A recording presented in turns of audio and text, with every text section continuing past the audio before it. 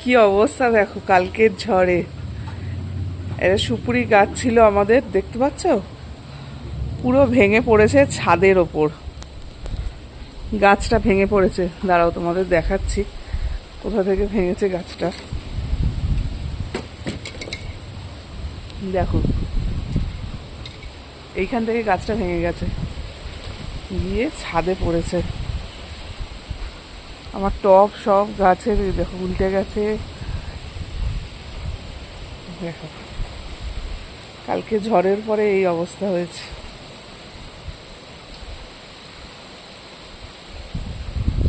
এখনো বৃষ্টি হয়েই চলেছে কন্টিনিউয়াসলি, বৃষ্টি বন্ধ নেই। আজকে মনে হয় খুব সম্ভবত সারাদিনই বৃষ্টি হবে। সুপুরি গাছটা ভেঙে পড়ে গেছে।